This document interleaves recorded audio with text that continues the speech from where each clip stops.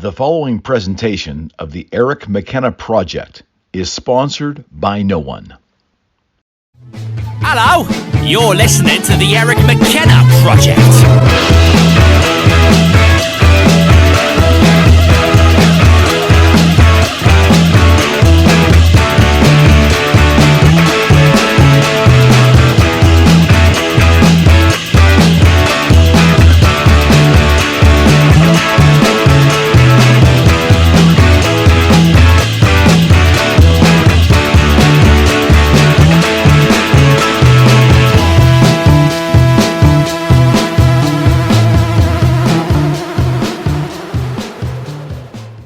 Thank you for doing this. I appreciate it. My pleasure. Thanks for having me. Yeah, I first want to tell you I have so enjoyed the podcast. I'm probably 15 episodes in, which is not a lot considering the volume of product. Oh, you're just starting. Yeah. Yeah, and I did the most recent ones too because I want to be as relevant as I possibly can.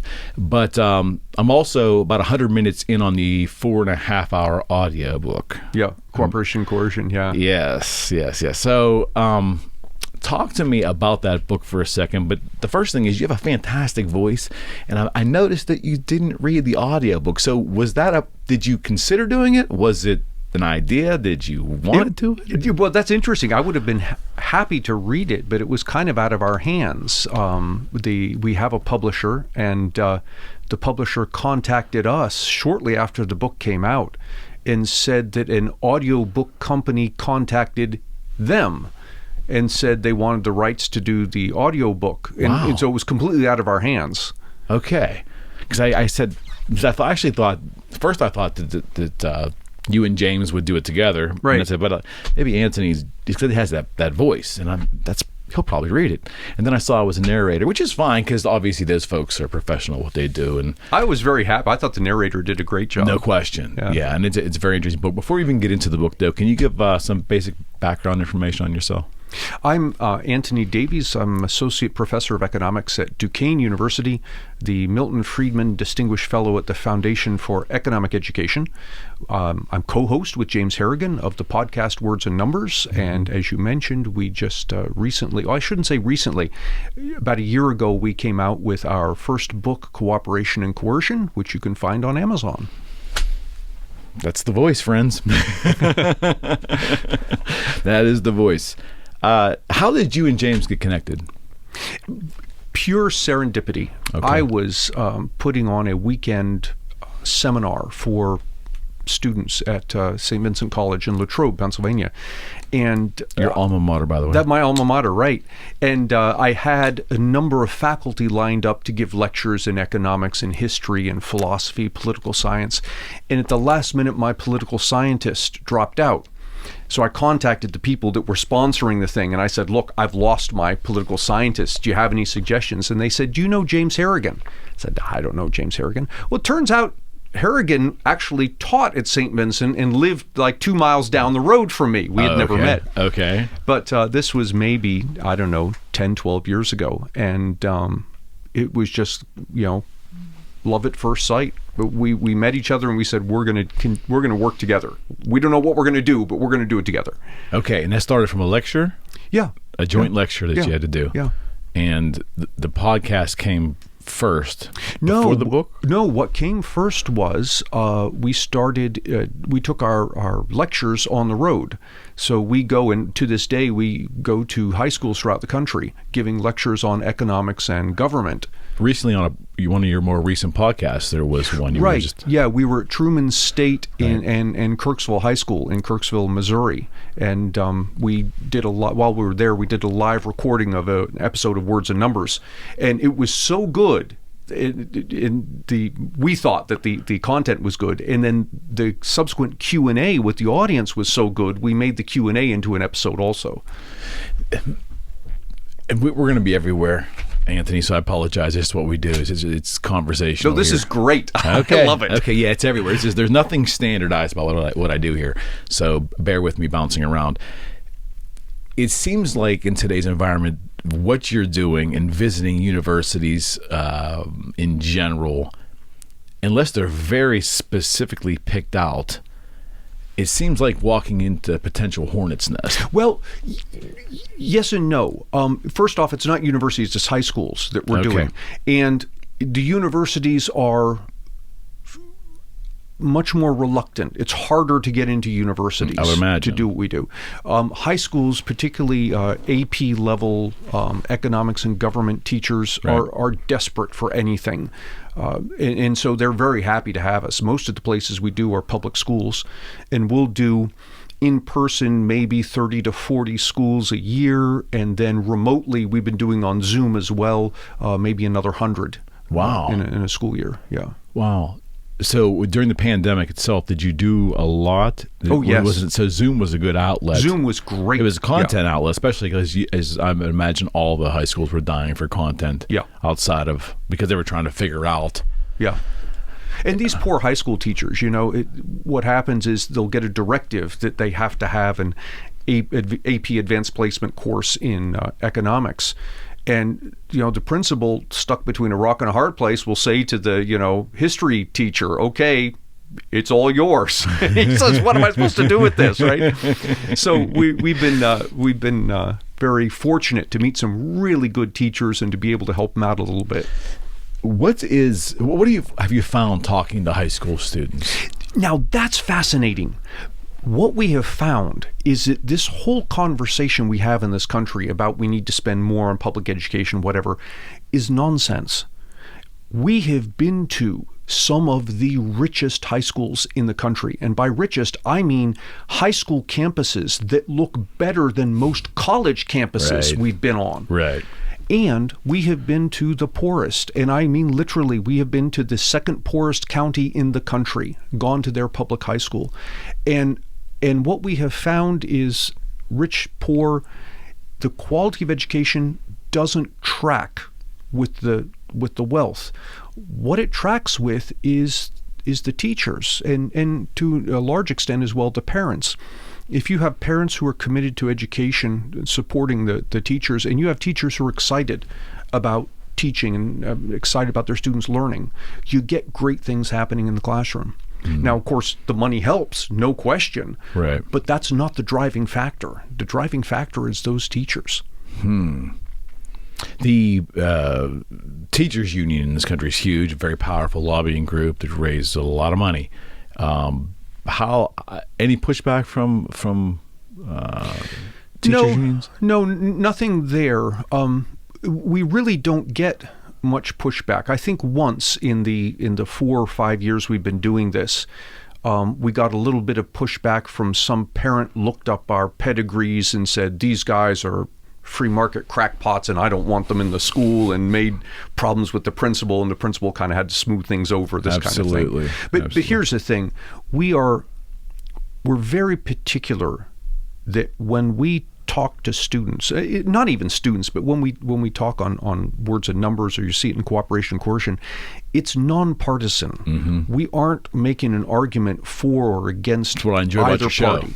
Yeah, we're making principled arguments that you begin from a perspective that I think almost everybody would agree with, that I own myself and you own yourself. And if you agree with that, let's follow that logically and see where it ends up. And sometimes it ends up with conclusions that you should leave me alone, I should leave you alone to do our own things. And sometimes it ends up with conclusions that, no, we need a government here to stop you or to stop me from doing things that we're doing. And so it's getting that balance right that's the thing that we talk about. Which I think would be fantastic to introduce that kind of advanced thought to the high school level. I think, do you find that those kids are starting to really formulate their own opinions? Because at that age, obviously with junior high and senior high, you're still hearing generally your parents and your family's thoughts on things. And a lot of it has to do with where you're raised and the environment you're raised in. That's a formidable time, and it's interesting to have those conversations, I would think, at the high school level as probably before they would get to college. It is interesting because one of the things we find this with the high school kids, but we also find it all the way up through adults, is this sense that government is a magic wand, that if you've got a problem, all you need to do is pass the right legislation and things will get fixed. And so one of the things we talk about is, look, government is composed of human beings. Mm-hmm. It's no more nor less magical than the marketplace, which is composed of the same human beings, right? And there are pluses and minuses on both sides. There are things that they'll get right. There are some reasons why systemically they'll get it wrong. And so we talk about this, and it's eye-opening for the students on two levels. On one level, that it runs counter to the story that they've been told, that, well, the government can fix anything. And it runs counter to, I guess, the nature of young people is to see the world in black and white. And so either markets are good and government is horrible, or government is good and markets are horrible. And we open their eyes to the reality that actually there's a plus and a minus on both sides. It's not either or, it's both and. Okay, so a couple things to unpack there. Is what you describe, this mentality that's there, is this a recent phenomenon, or maybe more accentuated recently, the past 5, 10, 15 years? Oh, the mentality of government as the magic wand, or the mentality of that and life's black and white? Oh, the black and white, I think, goes back to the dawn of time. It's just built into teenagers. They're idealistic, right? And so they see the world this way. In fact, they care. And this is one of the things I teach statistics to college students. Right. And one of the hardest things is, statistics is the antithesis of black and white. It's entirely shades of gray. So getting them out of that black and white thinking, I think that's a normal thing for young people. Okay. But this other business about seeing government as a magic wand, I think it's something that's gotten worse over the years. And I think it's gotten worse over the years because of a kind of a horrible feedback. And this horrible feedback is, on the one hand, politicians would love for voters to think that government can solve any problem, because so long as you the voter, believe that government can solve any problem, I, the politician, can campaign on that and say, look, you elect me and I can fix this thing, right? And of course, when I don't fix it and the next election comes along, I say, well, but the problem wasn't my ideas. The problem was the guys on the other side of the aisle. Of course. And if you just elect me again, we can get this sorted out, right? So that's that's part of this. But I think part of it is we have a media that is not, understandably so, is not focused on delivering news or delivering truth. They're focused on selling advertising. Mm-hmm. They're businesses. That's what they do. And how do I sell, if I'm a media organization, how do I sell advertising? I show things to my viewers that they find titillating, exciting, scary, because that will bring them back. Okay. If I show you good news, you're not going to come back and look again. And so I don't sell advertising. And so consequently, you get this weird kind of feedback where the media has an incentive to show us the world through the worst possible lenses. Things are horrible, they're getting worse, all of this, and that gets the voters all riled up of, oh my God, the world's going to hell. And then the politicians can step in and say, I can fix that because government fixes everything. And you get this interplay, and it's not I don't want to sound like a conspiracy theorist. It's not conspiracy theory at all. Right. Rather, it's simply human beings responding to the incentives in front of them. The politician's incentive is to get elected. The media's incentive is to sell advertising. And lo and behold, this is the outcome you get. And those incentives have probably changed in their delivery based on technology. Yes. And I think that's because when you talk about news, I think we're roughly the same age. So Dan Rather, maybe Ted Koppel, but even going further back than that, some of the quote unquote iconic news deliverers, and you had 3 channels, right? ABC, mm-hmm. NBC, and CBS. And my father used to make a comment to me. He would say, son, it was always about business, and there always was a liberal slant to the news. And my father was kind of straight down the middle. But he goes, there always was, but it wasn't in a way that brought caustic behavior in the public generally, Right. until election time. And a couple months before a major election, there'll be an issue or two which will drive, or a war or something. But it wasn't daily, and it wasn't on the public conscious. And that's probably directly related to technology, right? Yeah, I think with with technology, a couple things happen. One is we can see the news, anytime we want. We've got it 24/7. And the other thing is there's no time to pause and process. When our news came in the form of daily newspapers or a half-hour news segment once a night, you had 24 hours to process what you read. And conversely, the people who are writing the news have 24 hours to think about this and get it right and put it out there. And getting it right was a thing at one time. Getting it right was this big thing, exactly, yeah.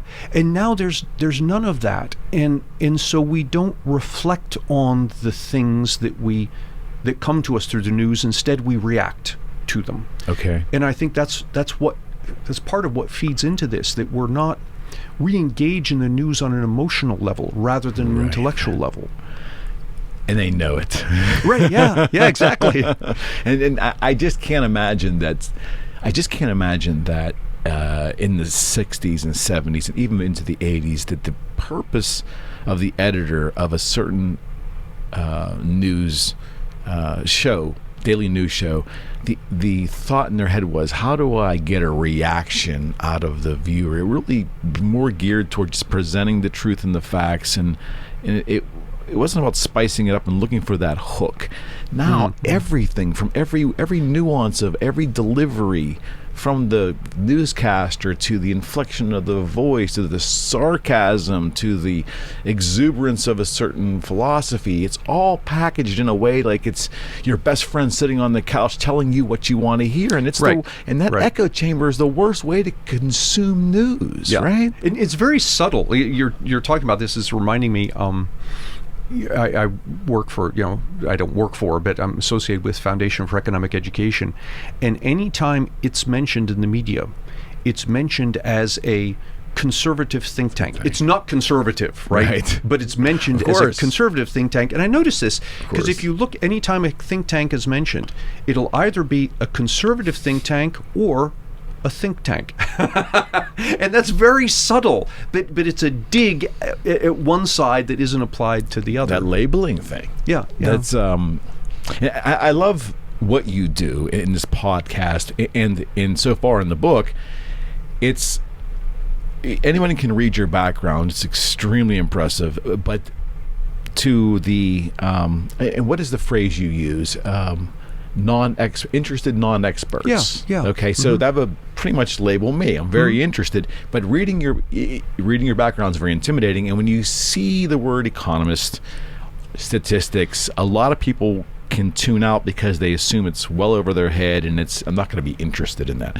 But the approach you take is really about looking at current events and how the economy and how statistical data plays into the way the news is delivered, how we're so, quote unquote, terrible word, but we're kind of like triggered over certain things we hear, and that causes us to react a certain way toward each other.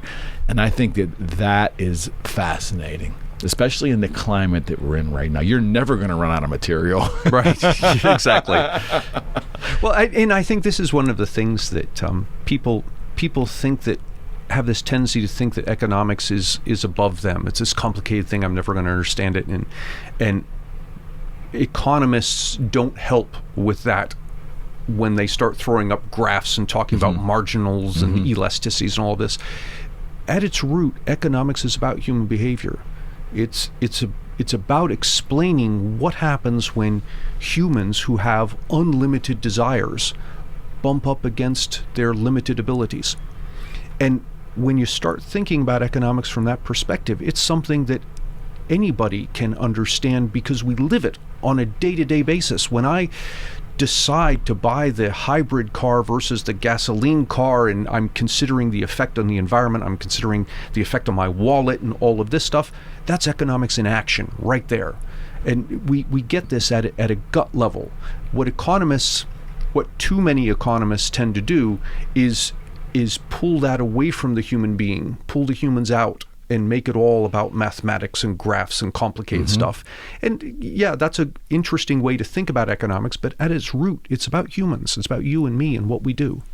And the decisions we make. Yeah, yeah. And what really resonated with me even last night when I was into your book was the concept, which I think is, for whatever reason, is not really, I don't know, it's not real prevalent in society today, and that is the concept that every action has a consequence. Yeah. And you talk a great deal about that with lots of examples, but I want to dive into that a little bit if we could. Yeah, and again, this is something that we all understand from our own behavior, that if I choose to do something, there are consequences to that. And every time I make a choice, I'm actually making two choices simultaneously, because I'm choosing to have this thing on the left, and I'm simultaneously not taking the thing on the right. So if I choose to take the bus, I'm choosing not to drive. If I choose to drive, I'm choosing not to take the bus. If I choose to order the pizza, I'm not choosing the stromboli. And so every choice we have is like that. It's simultaneously a choice for one thing and not something else. And we have this tendency, and I'll go back to politicians, and they're very happy we have this tendency to not take that lesson and apply it to government. And so when a politician says something like, well, elect me and I'll give you free college tuition. Okay, but that comes at a cost. If you want free college tuition, you're going to be giving up something else. Maybe you're going to be giving up less social services to pay for this, or maybe you're going to be giving up less income because we have to have higher taxes to pay for this, or maybe you're going to be giving up price stability because we have to have inflation because we're going to print money to pay for this. And politicians never, and understandably so, they have an incentive to do this. They will never lay out the alternatives. They only say the one thing: elect me and I'll give you this, elect me and I'll give you that. I've always been doing that. Probably as far back as recorded time. It's a promise. And Paul, I think I want to hit harder here, not the politicians so much because they're responding to incentives, but the voters. The politicians can do this because the voters allow them to. Apathy. Because, in part apathy, but in part it goes back to this idea of we react emotionally to the news because there's so much of it, rather than stopping and taking a breath and thinking about what it is we just saw. And if we take a moment to do that, we realize, wait a minute, this thing the politician's offering simply can't exist. Well, the logic would tell you can't. It's like that concept of funny money now. The public really views the deficit as monopoly money. They view that all because at one point in time, 40 years ago maybe, when you heard the word billion, that was like an astronaut, because you could comprehend a million. It's like, wow, it's a lot of money. But a billion was really something. Billions, when someone sits and thinks about it, well, a billion, they're spending trillions of dollars. It becomes funny money, and it doesn't resonate with the average person on the street, because somehow magically things keep getting done with all this money, and I'm somewhat enjoying the benefits of it, and it's not going to affect me. It's someone else's money, right? Right. And that really is a flawed way of looking at it. It is. There's that. There's also this sense that the government has tons of money. Well, it must have tons of money. Unlimited, because it's spending all this stuff, right? And the thing we don't realize is when we say things like, well, okay, we should have, government provided health care. Well, the government's got all this money. No, it doesn't. The only money it has when it takes it from the rest of us in the form of taxes. Why don't we understand that, Anthony? Where's the disconnect there? I think the disconnect in part is that we don't see the transaction because it's removed from us. The government spends and it taxes, and we often will see the spending, because I can see you're going to give me health care, or you're going to give me, whatever it is, a new bus line that runs by my house or whatever. I tend not to see the taxes so much, and the reason I don't see them is because they're hidden. In part, they're hidden in withholdings. that I get a paycheck, but my taxes are taken out before I ever see the money. Mm-hmm.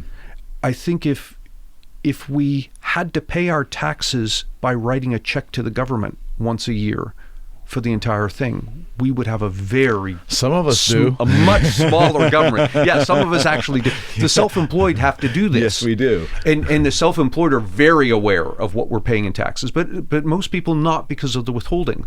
And gasoline tax is a great example of. And that's the other thing. When taxes are incorporated into the prices of things, we don't see them. And gasoline is the only thing, I think, in this country, maybe that you could find something else. Tires, I think, is not many. Tires, yeah. In which the tax is incorporated. So when you say the price of gas is $3.40 a gallon, that's including state and local taxes. State and federal taxes are included in there. We don't do that with other things. So you go and you buy, you've got a nice lava lamp here. Mm-hmm. I go buy the lava lamp at a store, and the price tag on it is $9.99. I take it to more. I haven't bought a lava lamp in years, right? You take it to the counter, and the price is more. Why? Because they add the taxes. You see the taxes right there. Right.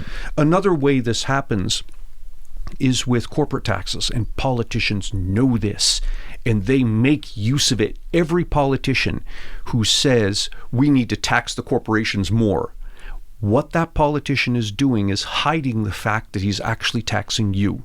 Because when we tax a corporation, the money to pay that tax has got to come from somewhere.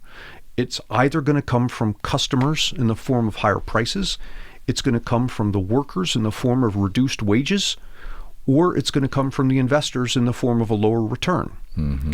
So either way, no matter how you cut it, that money to pay the taxes coming from us, the corporation, is simply a pass-through. Mm-hmm.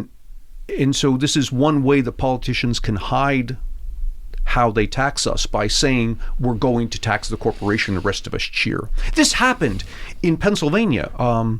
When was it? Maybe 2 years ago? There was they were talking about a big tax they were going to impose on oil companies, and there was discussion here in Pennsylvania about what effect this would have. The oil and gas industry? Yeah, the oil and gas industry. I remember. And the politicians were saying, no, this is not a tax on the consumer, it's a tax on the oil companies. And the thing goes through, and what happens? The price of gas goes up by about the same amount as the tax. Well, there it is.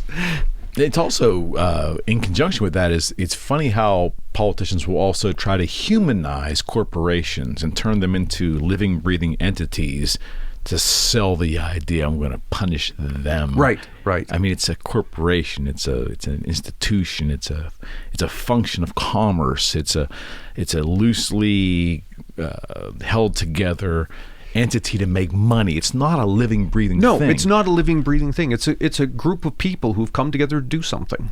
Same way we get together, to form a club or a Friday night poker game. Right. It's a group of people doing something together. And that's a logical. Again, it comes back to a phrase that's overused a lot, including myself, and that's the idea of critical thought. 30 years ago, you say critical thought, there would be scholarly people like you. That's where our minds would go. Now critical thought is just anyone who takes a deep breath, does not react right away, and maybe contemplates for a couple of minutes before they make a decision, because critical thought is lost. Right. Yeah. Right. Yeah. I mean, and I guess that's probably the frustrating thing that I see, which precipitated us having conversations on this show, was to maybe slow it down a little bit and exchange ideas. And that doesn't happen in politics. No, it doesn't happen because we're so, and I've seen this repeatedly, I've been a party to this repeatedly, we're so sure that we know what the other person's thinking. So if we're having a conversation and I get the sense that you're on the left or you're on the right or whatever it is, I immediately attribute to you all sorts of things. I understand you now.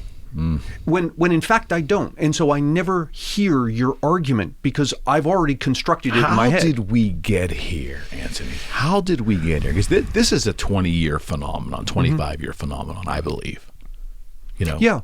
We got here, I guess in part. The labeling of it. In part by not respecting each other. You sit quietly and listen to what the other person's saying. And we don't do that. Humility. We're too concerned about what we're going to say. Yeah, we speak to respond, or we listen to respond as opposed to listening to understand. Yeah. Oh, I like that phrase. Yeah, we Right? listen to respond rather than listening to understand. I think. Yeah. But it comes down to humility for me. It's like if you don't have the basic understanding of even what humility means and how you can incorporate that in areas of your life, it doesn't. Humility is not non-masculine, which I think is a problem. I think it's viewed as being weak. I think humility sometimes is viewed by some as being weak, so they don't want to be humble. But the understanding and the back and forth, I am of the belief that most Americans truly don't know. We talked a little off camera about their own personal philosophy, the tenets of what they actually believe at this point in their life. If you ask them, just a decent in-depth conversation, where do you stand on this or that, or what's your philosophy, or what's your thoughts on this? Most of us are not prepared to have that conversation, and I think that's sad. Yeah, and it's a hard conversation to have. I enjoy that conversation, but it's only because I have spent most of my waking hours over the past 20 years thinking about those questions. Mm-hmm. You got to think. You got to think about it, and you have to be willing to admit that I was wrong about this. I need to change my thinking. And too many of us, and you see this, I see it mostly in academia of all places. Oh, really? Okay. Oh, yes. I know where you're going with this. Well, because, I mean, what do we do as academics? Our whole job is based on thinking about stuff. Okay. And if I've spent 20 years thinking about something and worked out, I understand this thing now, and along comes some evidence that says, no, maybe I've got it wrong here. You're asking me to invalidate 20 years worth of work. So I've got an emotional attachment now to this. You're gonna die on that hill, aren't you? Right? Yeah, exactly. And there's a great quote, and I'm going to mess up both the quote and be unable to attribute it to, because I can't remember who said it, but something about science advances one death at a time. As the old guys die off, they find, there's a lot of truth to that. Yeah, the new guys can come along. Yeah, I think there's so much about the lack of humility or even the understanding of what the word means that if you aren't willing to be humble enough to realize I could be wrong, or maybe if you're not even that humble, just say, I haven't been shown another way yet. Yeah. If you can't get there, if really you're only convinced that you have, I'll flip that back up for me. There you go.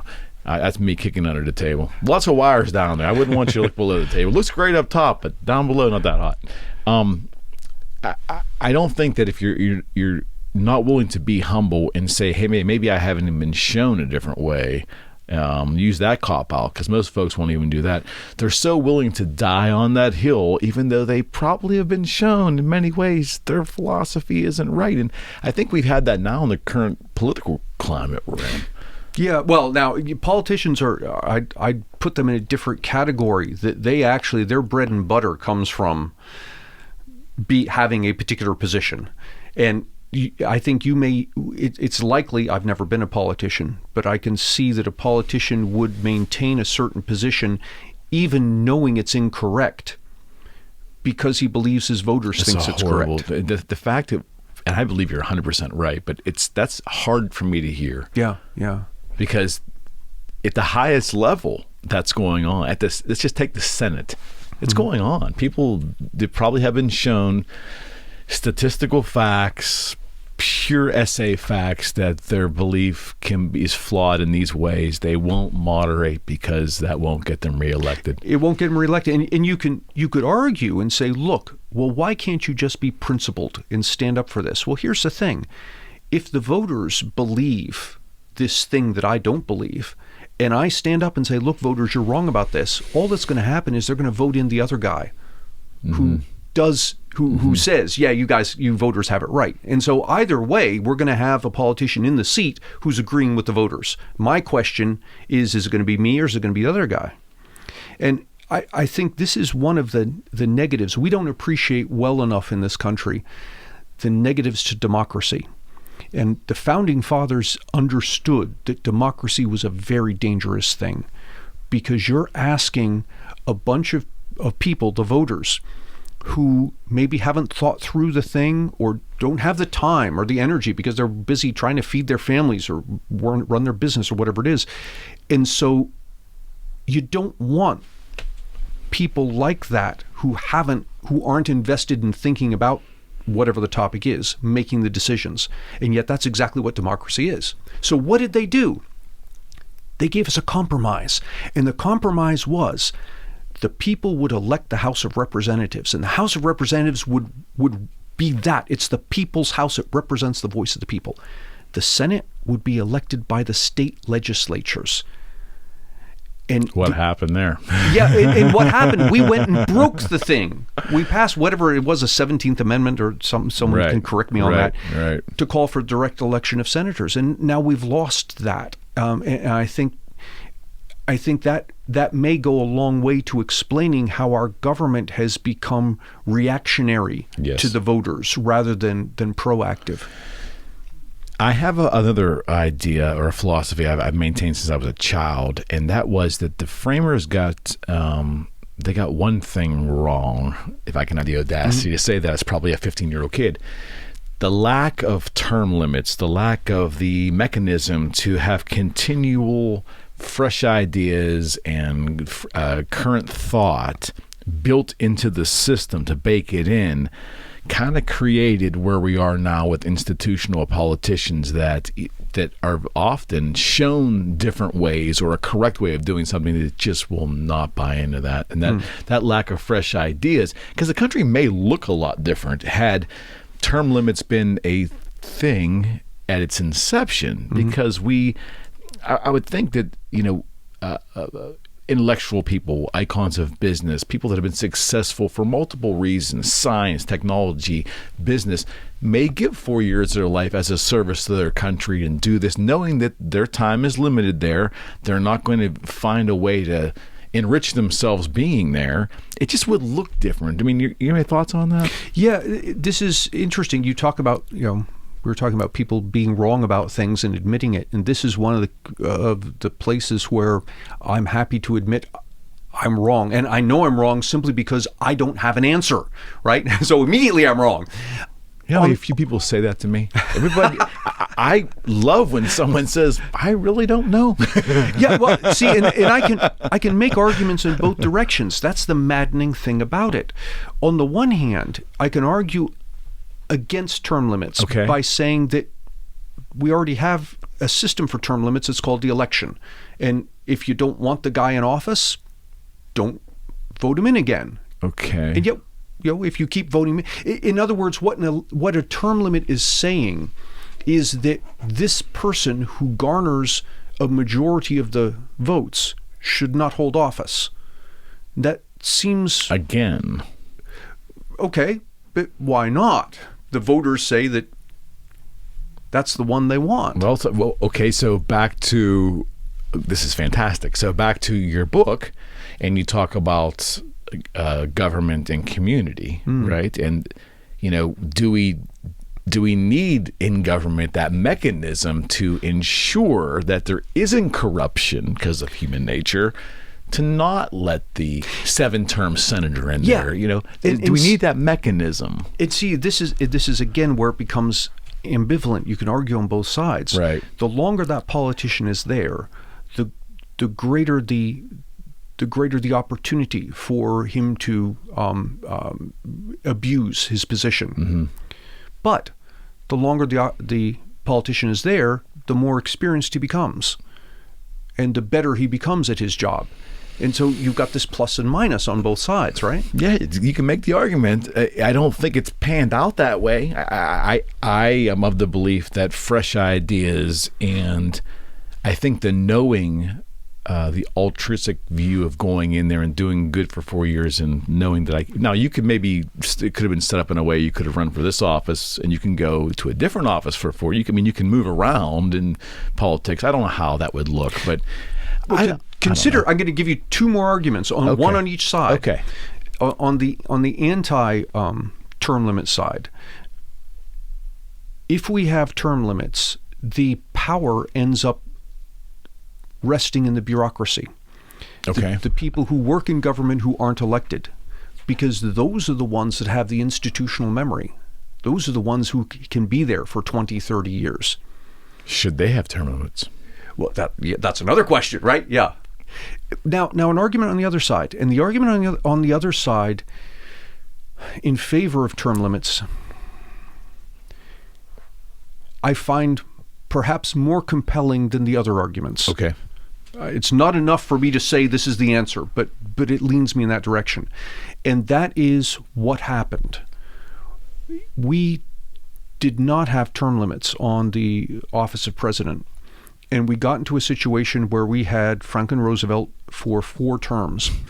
He was there for long enough that one party ended up controlling all 3 branches of government for a long enough period of time to leave a substantial imprint on government. The Great Society. Yeah. And this is the thing, in the Hamilton was concerned about.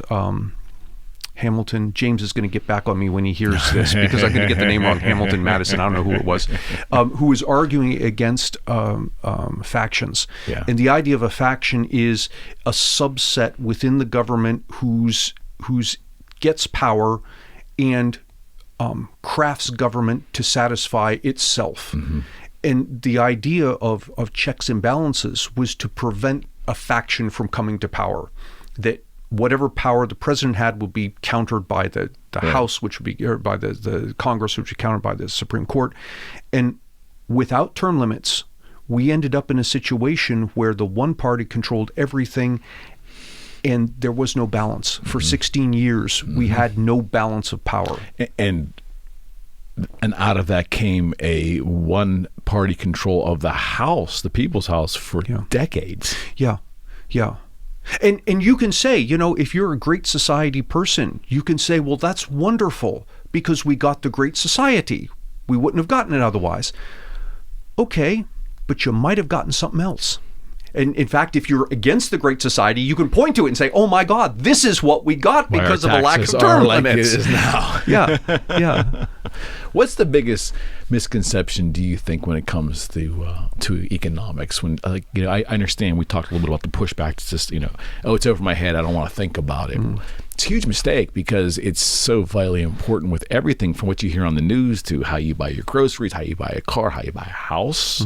And the house is another thing where sometimes the taxes get blended into the payment. Yeah, right. Yeah. But what are the biggest misconceptions in 2022? Of economics in general to the layman? Yeah, so I'll give you some practical misconceptions. One is that corporations make tons of profit. And so this is where, when politicians say, also, we'll tax in the his corporations. I learned it was that low. I know, it's astounding. Was shocked. Walmart, you used the Walmart example. Walmart's 2%. Yeah. 2%. Yeah. Now I'll warn listeners who are going to run to Google and check this. If you Google Walmart's profit margin, you will find 2 answers. One is around 20%, and the other is the 2% I just quoted. And people come back to me and say, no, you're wrong about this. Look, it's 20%. Here's the number. There are 2 numbers. There's gross profit margin and net profit margin. Gross profit margin does not include the cost of the infrastructure, the building, the electricity, whatever it is. So if Walmart sold its products on the side of the road, 20% would be the right number. But given that it sells it in stores with parking lots and all of this, and salaries go into the infrastructure cost too. Right? Indirect salaries do. Okay. Yeah, direct salaries, people who are stocking the shelves and working the cash registers, that's part of cost of goods sold. Okay, right. Okay, yeah. But the correct number, when all the dust settles, is 2%, and the average. That's astounding. It is astounding. And your grocery store is 1%, right? Wow. And I think people get this number wrong because when we go to buy something, you go to the store, and what do you see? You see people in the checkout line handing out all this money for the stuff they're buying. Or you get in an airplane and you do the math in your head. I spent $200 for this ticket and I can multiply by the number of people here. And look at all the money the airline's bringing in. It's too simplistic. Yeah, well, it's very easy to see the money that the company brings in. Yeah, it's visible. Yeah, it's visible. What you don't see is what it costs. You don't see the money going out. And so we have this outsized impression of how much profit companies make. Yeah, but the right number, the average number for the United States, average corporation is 6% profit. That's astounding. Yeah, and that's... Is it really as elemental as, just human greed or envy that really is at the core of why we have these often these begrudging viewpoints toward the wealthy or toward the successful business? Or yeah, I used to say it was envy, and this is I talked about the corporate taxes. The other thing that one other misconception is how much money that the rich have and how much taxes they pay, and but I think I used to say it was envy, that we look at the rich and see how much money they have and say this is a problem. And I've changed my opinion over the past year or so. Okay. That I think a better characterization is not envy, but a lack of gratitude, that we aren't thankful for what we have. We take it for granted. Mm-hmm. And, so here we are this is a really nice place you have here. Thank you. That it's warm. There's heat here. Yes. And if it gets cold, Eric's going to walk to the wall and turn a knob and it will get warmer. Very. And if it's too dark, he's going to plug in a light and we'll get more light. And we take that stuff for granted. It's just part of the atmosphere. Well, of course, this is the way it works. Prior to 100 years ago, 150 years ago, that's not the way it ever worked. Which isn't that long ago. Right, it's not that long. In fact, there are places on Earth now where it doesn't work that way. There are school kids, beautiful story of entrepreneurship, school kids in Central Africa who they're trying to study at night, and there's actually a health problem with their studying. You say, well, how can it be a health problem with studying? Because they have these lamps that they would light so that they could read, but the lamps put off, carbon monoxide or whatever it is, and this is bad for them. But there's no electricity. And so some entrepreneur has come up with, he calls it the gravity light. And it's an LED light that has it's a rope on it that you pull the rope, it generates electricity. But you tie a bag of rocks to this thing. And the rocks, it takes 20 minutes to fall, and it's all geared. So although the thing's falling slowly, it's spinning a gear that generates light, and you get light. And the idea is these kids can now study at night. Right. In a more safe environment. Right. And which is life-changing for them. It's life-changing. And we take that for granted. And to the extent we take it for granted, we'll have a tendency to look at someone like Elon Musk with however many tens of billions of dollars he has and say, that's not fair. Come on, man. You want to talk about not fair? Turn the other direction and look at people who have less. Why don't we do that? I think we don't do it because we're surrounded by people who are like us. 98% of American households have air conditioning. 99% have cell phones. Yeah, and so we don't know what poverty is. We are in a lot of ways. We talk about the 1%. If you look globally at the world, the United States itself is pretty much a nation of almost entirely 1%ers. Yeah, there's no question. Life is, I won't say too easy, that's too subjective, but life is easy now for Americans to exist. I mean, it's easy to exist in this pandemic era. The government's made it easier for people just to exist, which is a whole other discussion. But I mean, I think a lot of that's gone on. Yeah, but that's a good point that you bring up. Here we are, a nation of, what are we, 300 million odd people. 360 now, I think. Yeah, and we went through this period where a lot of businesses are shut down. And, yes, there were people who were on the street, but they were the rare exceptions. Generally speaking, life went on. Mm-hmm. We're in a place where we are so wealthy, those of us who are working and earning a paycheck can support people who aren't. Millions, tens of millions of people who aren't, in a standard of living that rivals what royalty had 100 years ago. I know, and it just takes someone like yourself to articulate that someone can listen to that and maybe kind of somewhat be humble enough to get that. I think it comes back to, I know I beat the drum of humility, Antony, but we just don't have a lot of it in this country. Yeah, as a populace now. It doesn't appear that we do. And I don't think we see things on the news and strife in other countries. And I remember being a kid, and it was, you would see like the Iran-Contra war, and they would show you actual like street combat and things like that were, I guess, really archaic compared to what they could show today if they wanted to for the right manipulative purposes. But that stuff was horrifying to me. And I think now everything that doesn't happen right, if it doesn't happen right in front of your little sphere, it really doesn't matter. Yeah. Right? Yeah, and even worse than that, if you see it on the internet, all of a sudden you think, well, the whole world is like this, when in fact what you're seeing on the internet are the very rare cases. Agreed. It kind of works both ways in a way. Yeah, I don't know.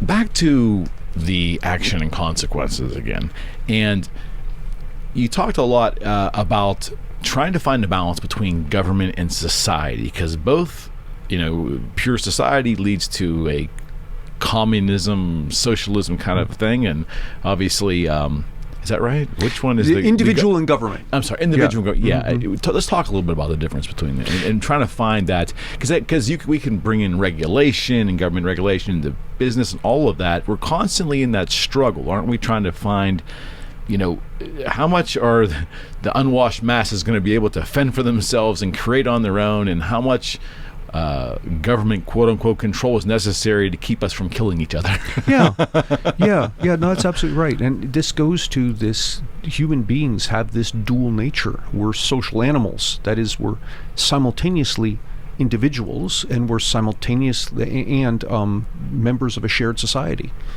Social animals. And any time we go too far in either direction, bad things happen. So if you go too far in the social side, you end up in atmosphere like socialism, where we have a government that's controlling everything that everybody does. But you go too far in the individualistic side, and you end up with a bunch of separate people who are living lonely individual existences who I think of Ayn Rand. No connection. That dystopian kind of philosophy. And both sides are dystopian. That's the thing. And so the key to a healthy society is getting that balance right.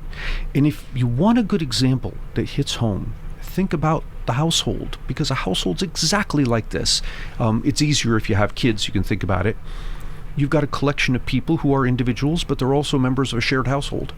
And what happens, the strife we have with teenagers in a household is exactly this. It's the teenager trying to get that balance of, on the one hand, I'm an individual, you can't tell me what to do, I want to do this. But on the other hand, I'm a member of this family and I have obligations, I have responsibilities to the household. And you've got to get that right. You go too far in one direction of let the kid be an individual, and you've got a kid who's not being raised, is basically feral. You go too far in the other direction, you have the devouring parent, that I'm going to control everything the you helicopter do. parent. Exactly, yeah. And neither extreme is the right answer. The right answer is this balance. And I don't know how to get the right balance. All I can tell you is that it exists, and if you go too far in either direction, you have bad outcomes. So where's the disconnect in the following? What you just described about parenting, I think, let's just say 96% of parents really get it right. They got to find that balance, right? Which requires balancing, too permissiveness or too strict, right? In its simplistic form. So we do it all the time. And we do it in business. You make business decisions, you give a little, take a little. But when we talk about our dealing with each other in a personal way, or trying to look at things happening in society, we're so polarized. We're buying into extremes all the time. There's that moderation is missing. We're doing it every day. We're maneuvering through life, generally probably pretty well, but we don't. There's those moments of when we look at political thought or associations, and we go right to the extremes and it screws things up. Yeah. Why is that? Yeah, I think we go to the extremes because we don't make principled decisions. And by that I mean, when we come to decisions as a political body, we don't start by asking what is true. What do we agree on? What are the ground rules? Instead, we start with what do I want? Oh. And if you do that, that's a recipe for disaster. Is that a newer phenomenon? I don't know if it's newer. It certainly seems that way, that over the past couple of decades we've stopped asking what is true and we've started to ask, what do you want? And maybe this goes back to this movement that was, you can blame academia for it, that's where you saw it first, people saying truth is relative. Yeah, there is no truth. I didn't get that. Yeah, well, if there is no truth, then you can't talk about principles. And so all you're left with doing is saying, I want this, and you say you want something else. Life becomes opinions. Life becomes opinions, right, yeah. And I think we struggle with that now. We give too much validity, or we demand validity for our opinion in society, I think. And that's a newer thing. Yeah, I have a right to my opinion. Of course you have a right to your opinion, but you have a right to your opinion. You don't have a right to impose it on me, nor does your right to your opinion mean that your opinion is correct. It may be antithetical to what's true. Now, you can maintain it, that's fine, but you got to live with the consequences of that. Yes, and would you not agree that in 2022, consequences have been, oftentimes for bad decisions, have been mitigated by our government. Oh, yeah. For a lot of society. Yeah, we've gotten to a place where we tend to, it seems to be the case that we believe that people shouldn't be responsible for the consequences of their decisions. And so you get this complete nonsense, and I have a visceral reaction to it because I'm in the industry of student loan forgiveness. And I think this is a horrible, horrible thing. You've got a student who agreed to take a loan for an education, and now all of a sudden says, well, I don't want to have to pay this money back. Well, hang on, you agreed to borrow this money, you agreed to pay it back with certain interest and all of this stuff. And the argument that you'll get is, well, the student can't afford to pay back the loan. Well, if you can't afford to pay back the loan, why did you take it in the first place? You say, well, I need a college education. Well, clearly you don't, because it's not doing anything for you, because it doesn't enable you to pay back the loan, right? That's too logical, Anthony. That's too logical. And I think, I suspect, and I'm going to tread very lightly here. Okay. So on the one hand, take what I say with a grain of salt. On the other hand, also understand that I'm a professor. I think we're going to reach a point where we start to see class action suits against universities for fraud. That they've said, they told me as a student that I come in here and I would get a degree. Oh, that's common. And I'll be able to do these things, and I can't. It's an implied guarantee. Yeah. Well, it gets worse than this, because I've actually talked to some lawyer friends about this. I said, how is this not a thing already? And they said, well, there's no contractual obligation on the part of the university that the student would get a job when he graduates. Okay, I can follow that. But one of the weird things that's happened is over the past 20 years, universities have started requiring that faculty in their syllabi use specific language that says, and they'll tell you exactly what the words should be. By the end of the course, the student will be able to, and then list the things that the student will be able to do by the end of the course. Well, all of a sudden, you've got here in black and white a whole bunch of things. The university has said that by the end of the course, I'll be able to do this, and you went ahead and graduated me, and now I can't get a job because the employer says I can't do these things. How is this not a breach of contract? How is this not fraud? It's almost, there's an element of sales involved in that. Yeah. You do this, you pay this, you'll get this. Yeah.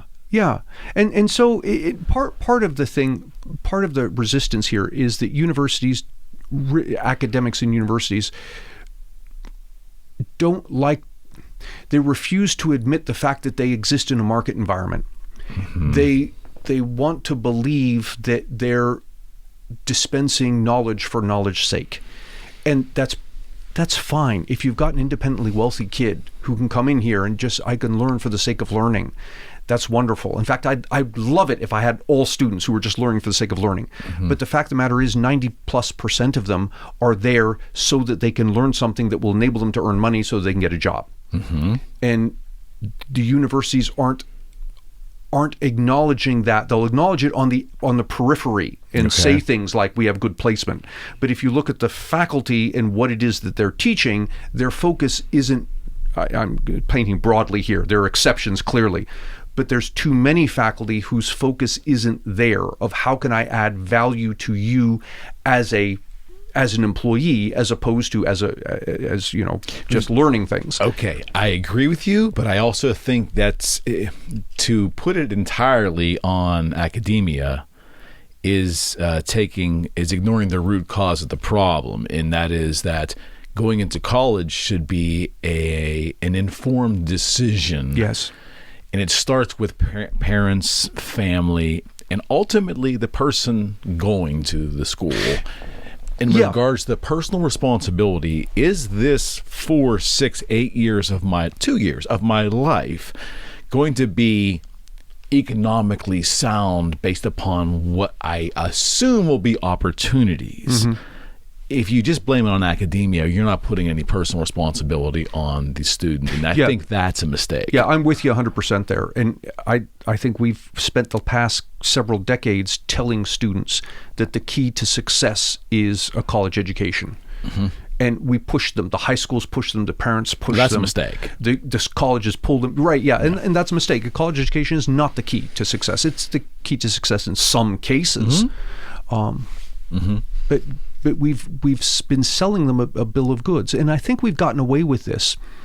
I'll go back to academia. Academia has gotten away with selling this thing because it's been subsidized by the government.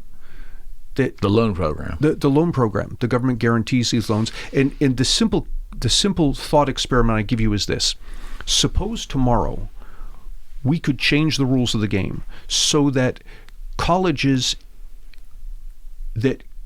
would have to loan to students directly out of their endowments. So if a student comes along, he wants to come to this college, he needs a loan, the college itself will make the loan out of the endowment. And you can run the numbers, and actually it works for most colleges. They've got enough endowments so they could do this. Okay. You would see on a dime, those colleges would turn. And all of a sudden they would be laser focused on producing students who have market value at the end. Because why? If the students don't have market value, the college doesn't get its money back.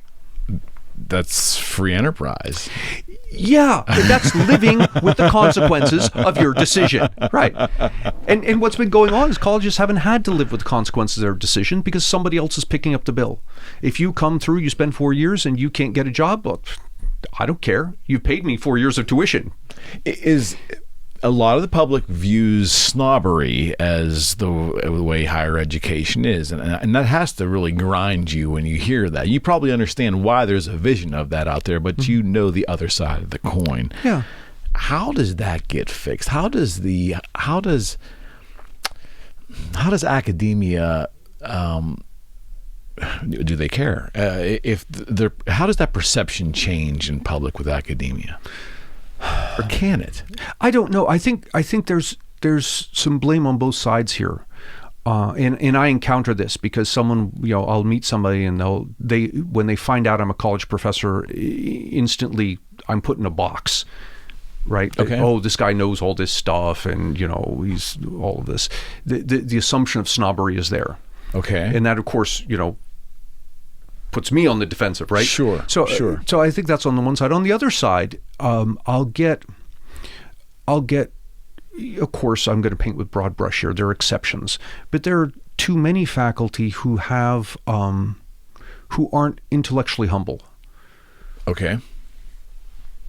When they're talking to other faculty, they'll tend to be so. So if you're an economist and I'm an economist and you say something that I've never heard before, I'll give you the benefit of the doubt and I'll think this through.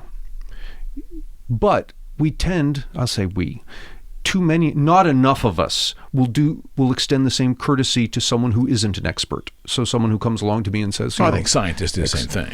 Yeah, maybe so. And it's understandable in some sense, because I'll have people who come to me and say, I know what's wrong with the economy. It's the following. They're completely wrong about the whole thing, right?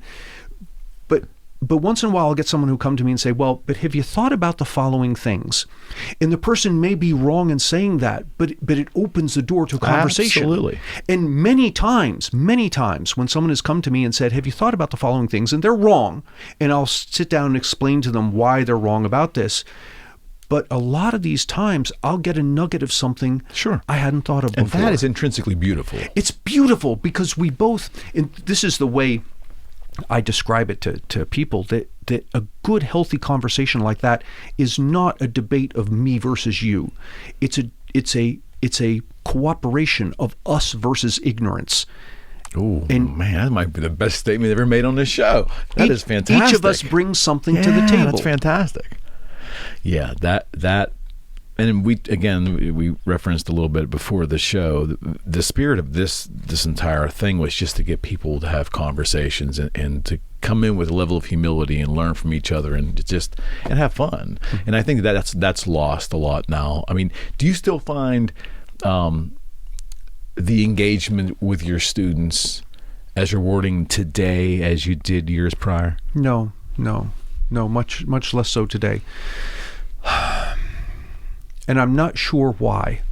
I know the symptom. I don't know the cause. Okay. The symptom is the students don't ask questions. I know they have questions. They won't ask. They won't engage. They become stenographers. Whatever I say, they just write it down and go about their business. Any thoughts on why that is? Well, that's the thing. I'm not sure what the cause is. I don't know. The pandemic didn't help. No, the pandemic didn't help at all, but it was this way before. I know that they grapple with this stuff because they'll be, and I know this, it was my experience when I was in school. I know I've had students report this to me. My own kids who are now college age will tell me, they'll get together with their buddies in a dorm room, you get a 6 of beer and you start talking about the life, universe, and everything. And that kind of conversation, that should be going on in the classroom. I mean, it's fine, it goes on the door, but it should go in the classroom as well. But it's not going on in the classroom. And now that we're having this conversation, I think I might have a handle on what the cause is. That the students see me in 2 roles. One is the role of professor, that I'm going to impart information to them. And the other is the role of evaluator, that I'm going to evaluate them. Mm-hmm. And it's that second role that scares them. They don't want to ask questions because and I've had students say these exact words, I didn't want to ask questions because I didn't want to appear stupid. Is that a function of today's social media society? I don't know. Maybe.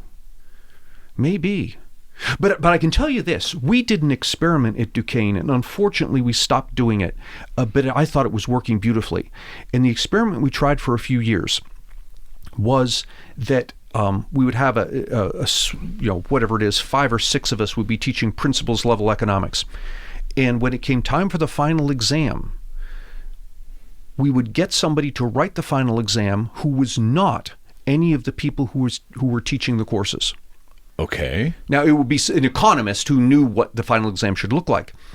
And the students knew this, that their professors, were not writing the final exam. And it changed that dynamic dramatically because the students started to view us as resources, as collaborators. Not the evaluator. Not the evaluator. We're going to help them get through. In fact, if anything, we have the same incentive they do because the better they score on the test, the better we look as their all faculty. On the same team. We're all on the same team. Yeah. And that, for the few years that we did that, it really changed the tenor of the classroom.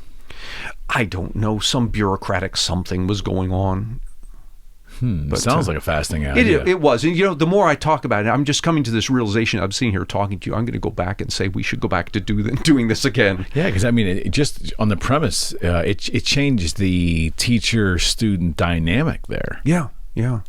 and it made it palatable for the student, and maybe have taken away some of their reservations and how engaged they got. Yeah. Yeah. Now imagine if we did that sort of thing, like you can't do one exam at the end of 4 years, but imagine if we did like a serious exam at the end of each of the 4 years. And that was kind of it. That was your exam. It would change. Our universities would become scholarly centers once again, instead of 5-star hotels. Could that concept translate to high school as well, and grade school and junior high? Probably. It's harder there because universities are more able to do whatever they want. We're not bound by whatever the rules are that the educational forget systems. the rules for a second. I mean, just the concept. I mean, are we creating that adversarial evaluator, subject evaluator mindset very young? Maybe. I know when I did graduate work in New York State. When I was in New York State, they no longer have it there. But at the time, they had some statewide exam that the high school students had to take. And apparently it was a serious thing. Yes, you could graduate high school without it, but if you didn't do it, you were, considered a quasi-failure type thing. Regents exam, they called it, the Regents exam. And it was that. Everybody had to take this thing. That seems to be almost too logical. That just makes too much darn sense. Do you have, when you sit and ponder just about or let's just say you're driving and you're whatever you're listening to, hopefully something to let your mind cool down, because I think you think a lot. You're the kind of guy that definitely thinks a lot. When you hear nonsense on the news, when you're kind of inundated with garbage, do you still have hope for society? Do you have hope for where we're going? Do you think that can we right the ship? Yeah. Because here's why. When you listen to the news, and even when you look at politics, you think about Democrats or Republicans, the left and the right, all of that, you're seeing the extremes. Mm-hmm. Both the Democrats and the Republicans, both of them are minorities now. The plurality of voters are none of the above. They're independents. Mm-hmm. And so when we see the left on the news or the right on the news, what you're not seeing is the huge bulk of people in the center. What you're seeing is the far left and the far right. And it's pretty scary. Yeah, and you walk away thinking that we're a country comprised of half of us are gun-toting pickup truck that don't care about anybody, and the other half of us are tree-hugging wackos who want to take control of everything. Yes, there are people like that, but very few. The bulk of us are reasonable people I won't say in the center, but reasonable people who agree with some things on the left and some things on the right. And I think if you keep that in mind, you have great hope. I have great hope. And the way to see it is to take your eyes away from the news and look at your neighbors and see what they're doing. No question. And you'll see reasonable people doing reasonable things, helping out each other, behaving, generally speaking, quite well. Mm-hmm. Don't know. Wearing the political identity on your shirt sleeve is something relatively new to me. I grew up in this town we're in right now, a heavily Democratic town, and I probably was raised by the only Republican in the town. So I had a Democratic mother and family, and a father transplanted who was a Republican. So I got it all, man. But it was great because it really made me think at a young age. The point I'm saying is, couple weeks before a local election or something, you might get someone to come to the house, or you might see someone with a button, or I remember the Carter buttons and the Reagan buttons.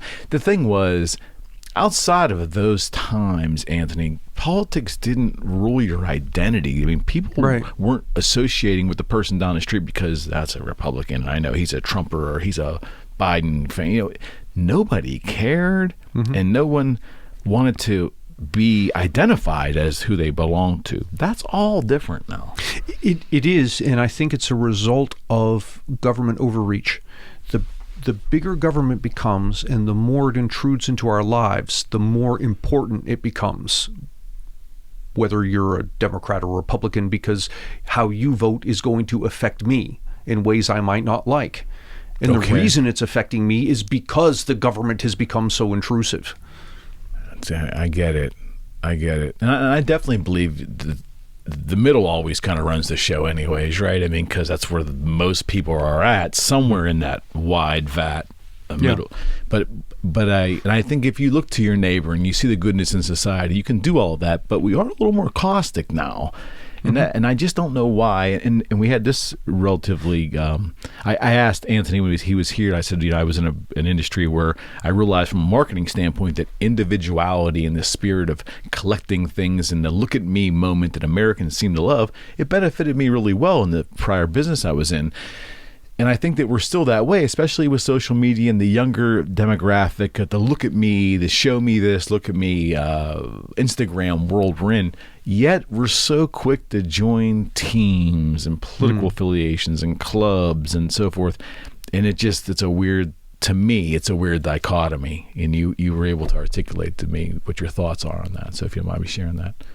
Yeah, I think we've reached a point where we identify with the team because we haven't thought through carefully the implications of what's being said. Talk about free tuition or free health care or stopping immigration or whatever it is.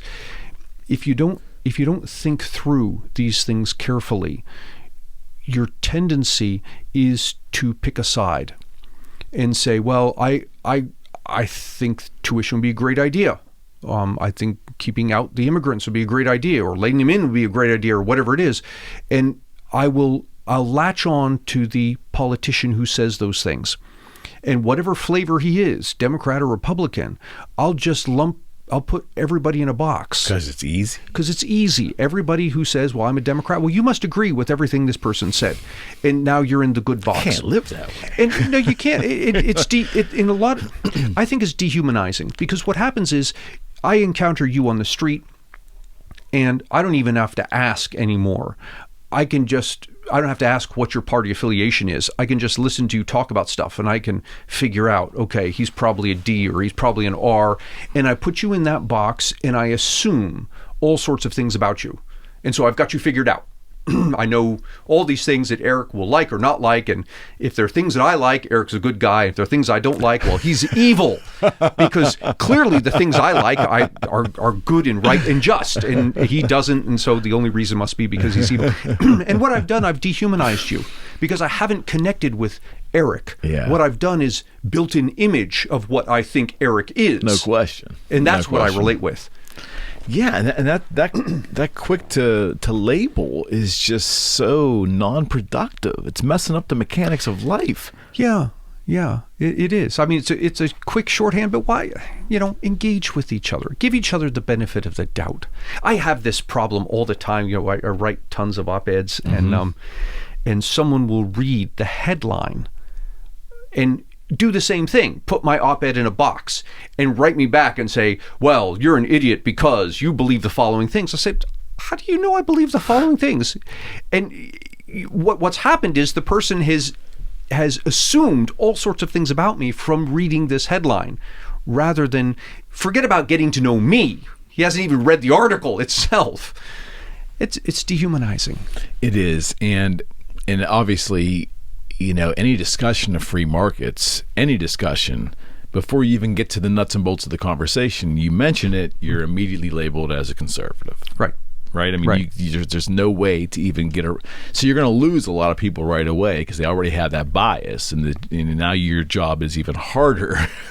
Yeah, it is, and it's so sad. I feel actually for people on the left, because when they hear me saying free market stuff, they put me in the conservative box, and they miss out on tons of things that I agree with the left on, and that I'd be right out there in the forefront saying, look, here's things that are important to the left that are right, and we should do these things. 100%. And they miss on that. And so I'm pushed against my will. I'm pushed into the right because those are the only people who will engage with me. The people on the left refuse to talk to me. So you have hope for humanity. Take that circumstance. How do we correct that? Like how will it naturally just correct itself in society? I think one thing I have found is that if I hold back and don't tell people things, instead ask them questions. Mm-hmm. What do you think about this? What do you think about that? And develop enough of a rapport, and it doesn't take long to do it, develop enough of a rapport that they see me as a person, and I'll use the word trust me. Then they'll listen to other things I have to say.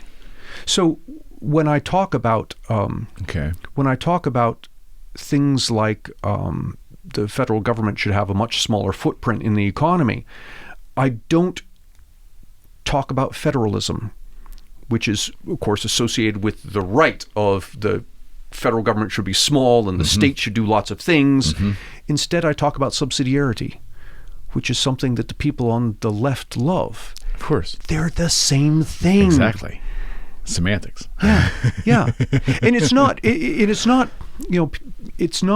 semantics is right, but it's not advertising in the sense of I'm understood presenting something that isn't true.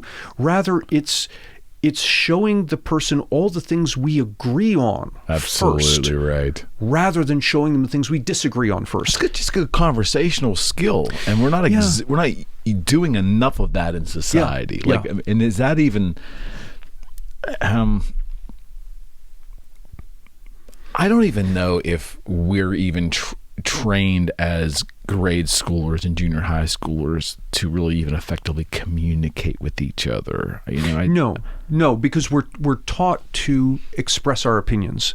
One of the most useful techniques that I've developed in talking with people is first to keep my mouth shut, listen to what they're saying. And if there's a point of disagreement, rather than saying, okay, you're wrong and here's why, instead I say, okay, here's what I heard you say. And I'll repeat in my own words what the person said. And half of the time, the person says, no, that's not what I meant. What I meant was this. That's powerful. And if once I get straight what it is they're actually saying, a lot of times we're actually not in disagreement. Mm-hmm. Misinterpretation is a big issue, whether it's coming from the misinterpretations coming from those receiving or those giving. It does happen. And it's not just the misinterpretation. It's that if I have heard you correctly and I disagree, you're more apt to listen to my disagreement because you know that I heard what you were saying. That's general conversational skill sets. I mean, we just don't. It's are we at a grade school level, as an elementary school level and junior high, are we preparing these children in a way that will foster human interaction, or are we really going down a virtual road right now that is a little dicey? Yeah, I don't know what's going on at the K through 12. I don't know what's happening there. I don't think the virtual is the problem. Okay. And I give you an example. I'll give you two examples, one on each side. First, Twitter. Twitter is lousy for this sort of thing. In 240 characters. It's the garbage dump of the internet. Yeah. In 240 characters, all I can do is I can say things to you. I can't hear you back. Right. But it accompanies our podcast, Words and Numbers. On Facebook, we have a group, Words and Numbers Backstage. Fantastic, by the way. Oh, are you in there? Excellent. Words and Numbers Backstage, listeners will join there, and there is a ton, and by a ton I mean probably a post every 5 minutes from somebody, of discussion there of politics, of economics, of social issues, people disagreeing on the internet, and the conversation is supremely civil. Yeah, it's civility at its best. It is, and I think it comes... How'd you do that? Yeah, beats me. I have no idea. How did you instrument that? But it kind of evolved. It evolved spontaneously. But what has evolved is this atmosphere in which everybody there understands that when they say something that other people might disagree with, the other people will give them a hearing. and that if they disagree, they'll attack the points Right. and the reasoning, not the person. The person. And so what happens? It happens from time to time. It happened the other day. We'll have somebody new join. We have people joining all the time. Somebody new join who is used to the internet, and they'll come in and say, "You people are idiots," and I have to pull them aside and say, "No, that's not how we roll here." Yeah, I totally understand, and I guess that's it's gotten real personal and caustic. Like we're quick to, and I know that as human beings, I really believe there's so much more goodness in every single human than there is bad. Yeah, we just somehow last 5 years we've kind of flipped it a little bit, and we lead with a caustic nature. We do, and I'll tell you from experience, Or an adversarial nature. I don't know. We do, and what contributes to that is if you come at me with an adversarial tone, my tendency is to come back in an adversarial tone, and just escalates. But I've seen this. I've been a party to this being diffused so quickly and so easily. So I'll get tons of email from people who see our stuff or read our stuff or whatever it is, and people will say, "You're an idiot," and they list out the thing. And so my technique is to take a deep breath, read through what they've said, and pick out a few points, because there's always a few points that they say they're reasonable. Mm-hmm. Pull them out and respond to that as if the person had presented it with great manners. So don't respond to the vitriol, any of that. And my God, Eric, 99% of the time, I'm not kidding you, 99% of the time the person will write back, and it's no doubt, and it's a completely different person.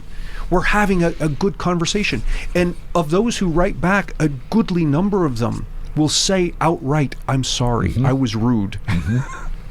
But I will tell you, and I come back to that word humility, had you not led with humility, even though you're strong in your conviction and you know the person could even be wrong, if you can't be humble enough to start and that's a very wise way to handle conversation. That's conversational skill, but not live conversational skill. Even and to do it written is even more difficult, I think, effectively. Right. But that it comes back to humility, and I think that we all have it in us. A lot of us just don't exercise it. I guess there's two things. We all have it in us, and our tendency is to react emotionally. And, you kind of have to swallow your pride a little bit to do this. Yeah. But the thing I find fascinating about the story is not what I bring to the table, but what the other person brings to the table. That this vitriol that came in was so thin. All it took was one polite email, and it goes away. That's fantastic. And that goes to what you're saying. People at their core, not even at their core, it's just a millimeter below the level. They're really good. You just have to give them a chance. Yeah, and I think what you're doing is recognizing that this is what we have to work with. A lot of folks are running around, and their first inclination is to be caustic. Yeah. But it's really superficial. Yeah. It's not really, it's an essence of who they are as a person. Yeah. So by us making the mistake of just labeling them, that they're just an idiot. Well, you just played into this tit for tat that just ruined the entire experience. You're never going to know. Yep. You're never going to know. And, you send that person away doing two things. One, they're justified that their approach was the right approach. Yeah. And next time they encounter someone like me, they're going to do the same thing. Yeah, you would hope that it spreads. They learn from the experience too. Yeah. And they give the same courtesy that you gave them to start. If someone came to you and said, I hear you and I understand that, Fox is going to give me this right-wing slant and CNN's going to give me this left-wing slant and CNBC is, I don't know what they do, and where do I get my news? If I'm looking for just the raw facts, where would you acknowledge or suggest that someone look? Yeah, I don't know where you can get just raw facts anymore. My technique is to pick two reputable sources on both sides, on each side. So Wall Street Journal is my go-to for the more conservative side, and NPR for the more liberal side, and read both of them with an open mind. Yeah, and again, that gets back to human laziness because now you're asking someone to do double the work. You do double duty, right? Yeah. But you almost have to do that. Like I for many years, I don't think I was ever a dyed-in-the-wool Republican, but I voted conservative for a long time. And actually, when the Drudge Report came out, when the Clinton affair happened in the 90s, I thought I was sucked in for the sensationalism. So Drudge was a website that I'd go to, and I'd go to CNN, I'd go to Fox, and I would laugh at how they would be in complete opposite of each other. But the Drudge Report was at one time, I think, a conservative-leaning thing, and then he sold it, and it became a liberal-leaning thing. But the laughable part for me now is sad, is that even yesterday I went there after not going there for a while, and every headline was written in a way where it wasn't even news-based. It was almost like they were writing slogans like for a promotion of a movie coming out. Like, what can be the most bombastic, sensationalist, like one sentence that will get you to go to that movie? Right. Every single line's that way. Because they want you to click, or they want you to keep scrolling, so the ads appear, so they make revenue.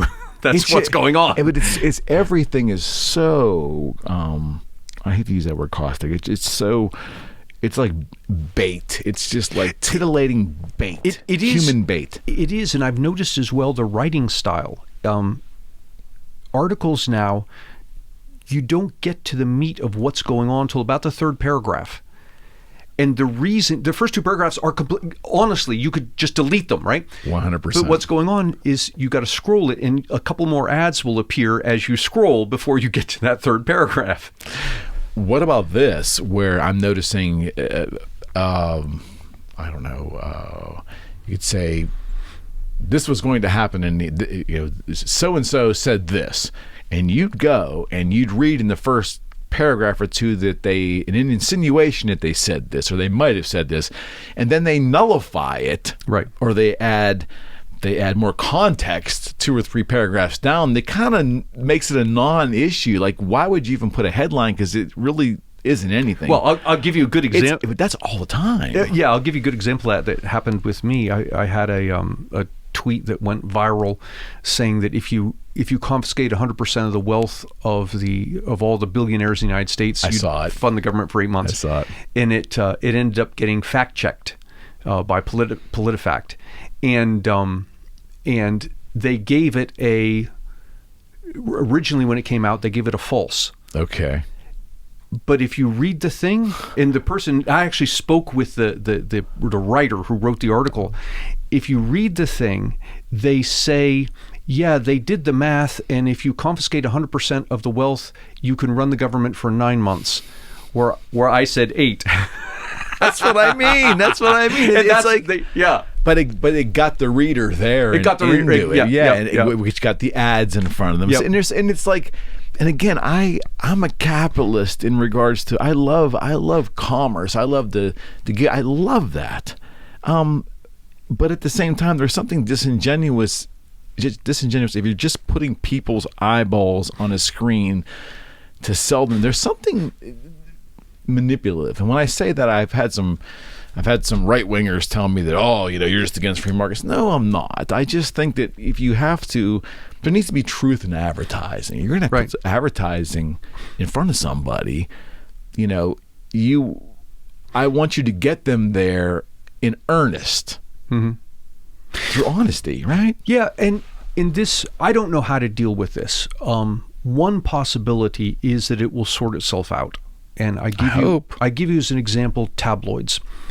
When I was a kid, I didn't understand why my parents were hiding all this wonderful news from me. Because I go with them through the grocery store line. There's this fabulous stuff in the newspaper, and they're not. What Michael happens Jackson and the Alien, right? Yeah. And you learn that that's nonsense. And I think the internet and the social media is new enough that we haven't learned yet what's nonsense and what isn't. And I think that will evolve. What's horrifying to me, I don't know if you'll remember this, but when Clinton and Lewinsky scandal broke, it was unfortunately the National Enquirer who had the best right. Factual articles on there, which gave them an air, for a short period of time, an air of quote unquote legitimacy, where they were sending like a correspondent to the White House press briefings. It was nuts, man. And that kind of eventually faded itself out. But tabloids, I mean, are they even still a thing? I mean, there's still a Weekly thing. World News and all that stuff. Uh-huh. When you see sites like the Daily Mail, because it really looks professional, it's Britain's. We had institutions in this country that they're still there, I guess. The New York Times, the Washington Post, Washington Times, the LA Times, Chicago Tribune. Mm-hmm. Those are newspaper institutions, generally 80% with a liberal slant, the big ones, traditionally. Mm-hmm.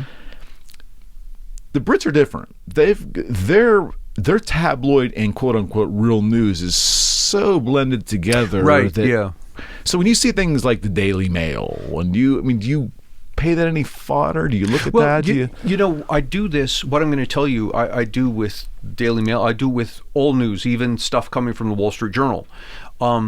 If I've read something and I'm interested enough that I want to comment on this or forward or something, I'll check it.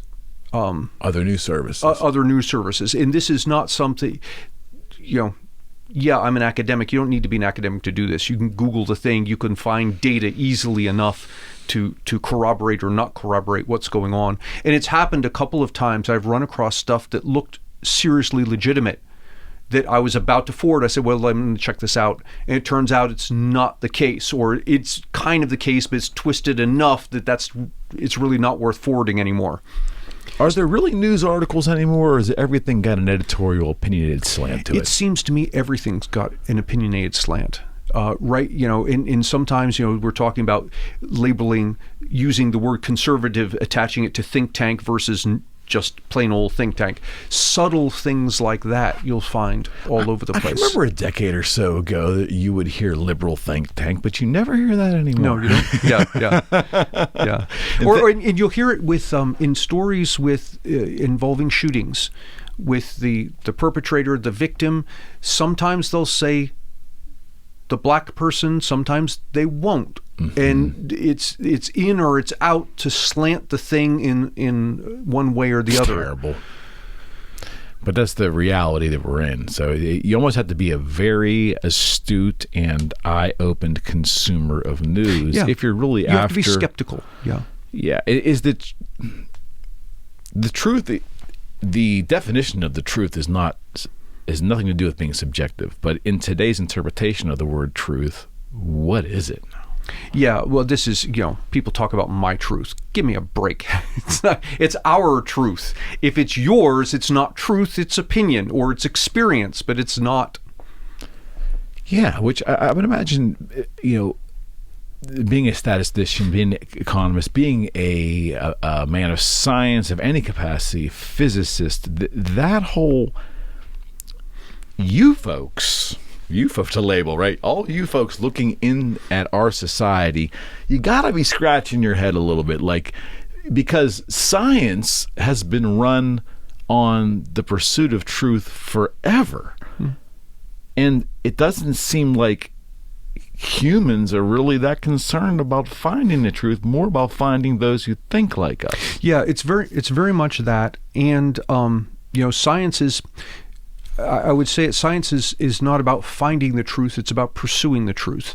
The difference being that even when we get an answer, we're not going to say this is the truth, but rather, given what we understand, this is what we think is, right? And we're open that someone might come along later and demonstrate that this is not the case. And so this business that people say in the media about the science is settled, science is never settled. That's contradictory to what science is. Science is an ongoing pursuit. Talk about it as comfortable as you are. I don't want to push you in any direction at all, but the pandemic, speak a little bit about that and how we have reacted in regards to the hysteria, and I'll use the word, and maybe the lockdowns and so forth. Has the efforts of mitigation versus freedom and whatever that even means anymore, and control. Where are we right now? I think historians are going to look back on this period as and laugh. Well, as one of two things. They're either going to look back on it as, the period of this great pandemic, or they're going to look back on it as a period of an outbreak of mass psychosis. And I don't know which way it's going to go yet, largely because the data isn't entirely in. But on the one hand, you have this novel virus that was, we didn't know how deadly it was. It appeared to be extremely deadly, and we reacted in a certain way. But as evidence came in that it wasn't as deadly as we thought, not to say it wasn't deadly, but it wasn't as deadly as we thought, we didn't adjust. We kept this DEFCON 4 thing going on. So much so that Omicron comes along, and all of a sudden we're talking about lockdowns again and all of this, when Omicron is much, much less of a problem than the original COVID. And what all of this yells at me is it's one more instance in which we failed to consider trade-offs. That the politicians see this virus coming, and they can make one of two errors. They can either lock us down when the lockdown isn't necessary, or they can fail to lock us down when the lockdown is necessary. If they err in this failing to lock us down when they should lock us down, that's immediately apparent, because we got body counts, we got people dying, and everybody knows what the problem is. The politicians didn't do what they should have done. Okay. But if they err in this other direction of locking us down when it wasn't necessary, it's harder to say. It's harder to see that they made the error, because we can look around and say, well, nobody's dying. Why are we locked down? And the politicians can always say, nobody's dying because we're locked down. And so when you look at the politicians' incentives, they had a strong incentive to err on this side of locking down even if it wasn't necessary. And that in turn causes the rest of us to think, oh my God, this is a serious thing. Not Heighten to say the fear component. Yeah, not to say it's not a serious thing, Right. but it heightens the fear component. Right, and of course the media then, they make their money from selling advertising, which they sell by showing us scary things. They get to plaster this all over the place, which what does that do? It reinforces our fear, which even further reinforces the incentive of the politician to hold the lockdown, because, oh my God, my voters are going crazy. Got it. And it's got this almost perfect storm of incentives that lead you to this thing.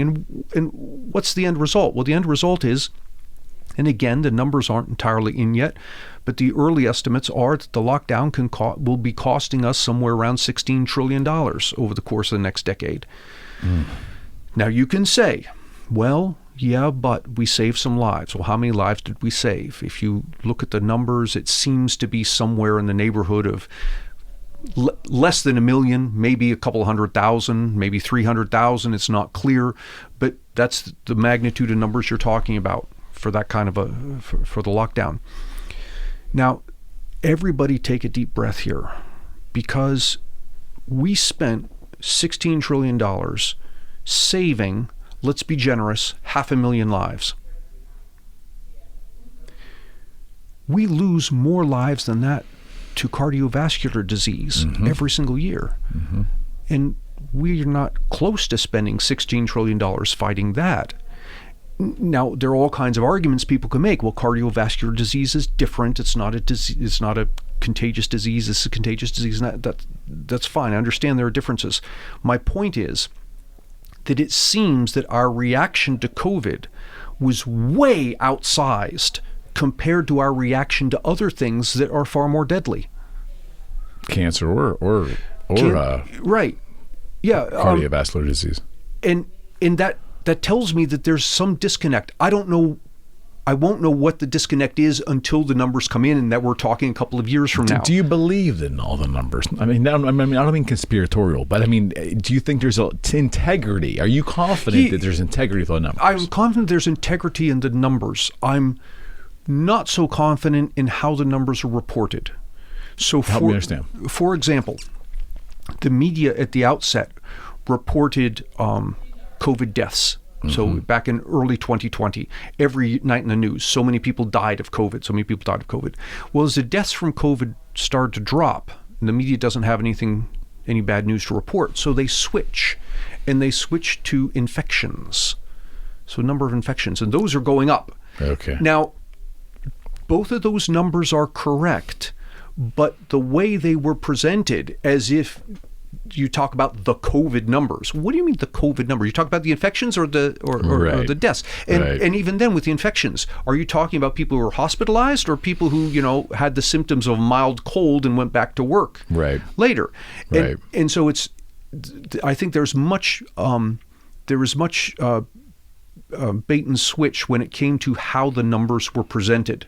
But the numbers themselves, coming from the CDC, I think they're not perfect by any means. Right. But generally, I think they're okay.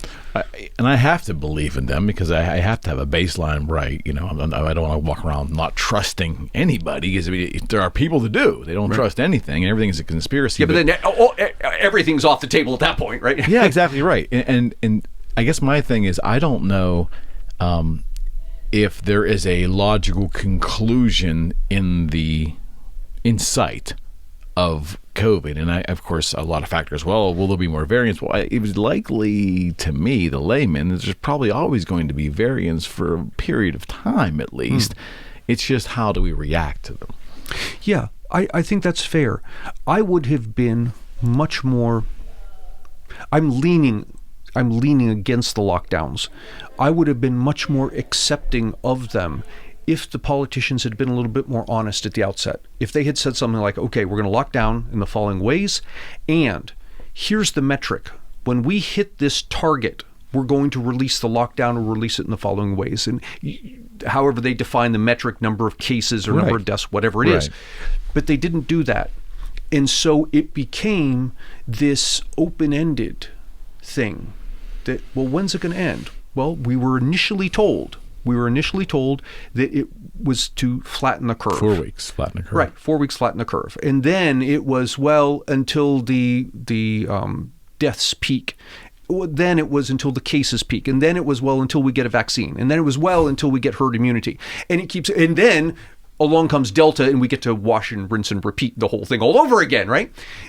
And so I blame politicians a lot here in not presenting the lockdown well. I think they would have had broad support if they had said, okay, here's what we're going to do and here's where we're going to release it. Instead, what those of us who are somewhat skeptical of government, what we saw was this massive power grab that they were going to release whenever they felt like it. Mm-hmm. And if you look at our history of government making power grabs, it never releases. So am I going out on a limb here and say that you're a proponent of state rights? Yeah, so let me see, this is those words again, because when you say state rights, understandably and rightly so, people go to civil war and slavery. I didn't look at it that way, but okay. Well, see, and this is a good thing because this is another discussion technique of when you're talking about things, think about how a person who would disagree with you the most would hear the words you're saying. It's a shame right? we have to do it that way, but you're right. Yeah. You're right. And so I go back to subsidiarity, and I would say what can be handled at a local level should not be handled at a state level. Mm-hmm. What can be handled at a state level should not be handled at a federal level. And the reason for that is to minimize the distance between the people who make decisions and the people who live with 100%, the consequences. 100%. Smaller distance is, the better decisions you get made. Okay. The reason I asked that question is this pandemic is the first time in my life that there was real public discourse about the power of the federal government versus states' rights. It was out in the open for us all to see. Mm-hmm. It wasn't just legislation. It was in front of our face every day. Right. The president or senators, House representatives are on the federal level saying things, and then governors having a lot of power in their individual states and being able to do certain things, and then they're all rubbing against each other. And the confusion was, I think the public really didn't know who to listen to. and it always didn't fall along political lines either. I think as the election got closer, it kind of did, but in the beginning, when they were locking down, this is what gave me hope for society. An opportunity for two political sides to become more caustic. It didn't happen that way. It happened that entrepreneurs and the self-employed were over here, and all the salaried folks were kind of over here, because the salaried folks generally got money to keep their lifestyle going. Mm-hmm. The self-employed were not. So you had that divide, mm-hmm. which crossed all political lines, right? So, right, yeah. But at least that showed me that, hey, we're not probably so dyed in the wool for our political side that here's another division. But I guess what the point I'm trying to make is, we just did not know who to listen to, and then we got COVID celebrities, whether they're politicians, Fauci, other senators who had a loud mouth. Nobody knows who's telling them the quote unquote truth, and that, I think, is the public's confusion and fear. It comes from that, I believe. Yeah. So we got federalism versus state rights out in front of us, and who the hell do we listen to? Yeah. Yeah, exactly. I'm with you. This goes back to the humility. I think Fauci would have come across much better if he said, "I don't know." Mm-hmm. Let's see what happens. Mm-hmm. And the fact is, the original data that was coming in was biased. Simply because of how it was collected. There weren't many COVID tests, right. And so they were only used on people who were sick enough to come into the hospital. Well, if you're sick enough to come into the hospital, the likelihood of you being sick enough to die is much higher. And so we thought initially that the fatality rate on COVID was like 5 or 10 times what it actually ended up being. I think President Trump got some bad press for doing something, I think, that was right. I don't know I can't say whether he did deliberately, but I think it was the right thing to do. And that is, he got the bad press because he was being accused of not doing anything. Mm-hmm. Of this, the whole COVID thing's going on. We're not getting a federal response. And people said, we need a federal response. No, we actually don't. We don't want a federal response, because this goes back to this idea of subsidiarity. The COVID hit New York City very, very differently than it hit Pittsburgh. Absolutely. And very differently there than it hit Wisconsin. Mm-hmm. And what the solution that worked for New York City would not have worked for Pittsburgh, and whatever worked for Pittsburgh wouldn't have worked for Wisconsin. And if you ask the federal government to step in and do something, you're going to get a one-size-fits-no-one. Absolutely. Instead, we did it right. We did it by subsidiarity. Yeah, and I think that, and I wasn't really pleased. I'm a realtor, so we were shut down, and we had some weird gymnastics to get through what we did. And I wasn't crazy about Wolf in the state, because I think oftentimes Pittsburgh was treated the same as Philadelphia, right. And there wasn't, and Harrisburg probably was really screaming because they were, being treated like we were too. Right. But in the big picture, handling it state by state was probably the only logical thing to do. But I just don't know, will we ever be in a state of normality again? Is that normalcy? Are we ever going to be there? Or are we just going to have to live with this until until it's just not the forefront of our discussions and our lives? Yeah, I think we will get back to normalcy. And the reason I say that is because it seems that people have had enough. They've realized that as deadly as it is, it's not at that level that the media was telling us, the politicians were telling us, and the costs are gargantuan. And I give as evidence, it was astounding to me, and this happened, good Lord, maybe 4 or 5 months ago. I was at a major airport, inside, so I'm inside security, where of course, you got to wear the mask and the whole business. And I would say probably 5% of the people that I saw, not eating, people just walking around, didn't have their masks on. I don't mean like pulled down. Airport. I mean mask off. Wow. If there's any place in this country you're going to wear a mask when you're told to, it's going to be in an airport. And that told me that we've turned a corner. Reasonable people have said we've had enough. And that's ultimately what it's going to take, is just the public making a decision that we're just not going to do this anymore. Yeah. And it's so interesting just to see, how the folks in rural Idaho compared to the folks in New York City, just the whole. And in Pittsburgh, we get a little flavor of the city life, and and we're right next to the Midwest. So, I guess if you're on a farm in Idaho and all this is happening, you must think like the world's just insane. Like the things you see on television, this can't be true. This has to be a movie, right? I mean, it's not affecting you the same as if you're living in the Bronx. Right.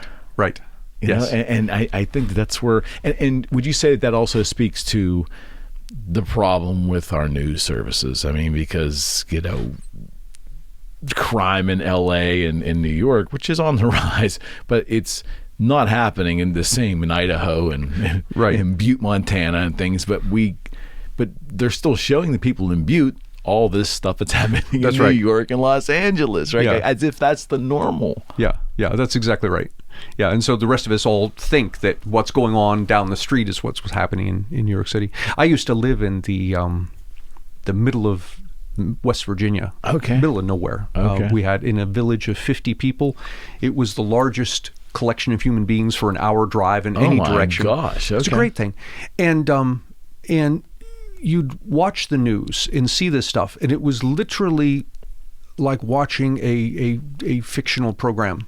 That what was going on there, what was presented, even what's presented in Pittsburgh, was so foreign to our way of life. It might as well be fiction. I believe it.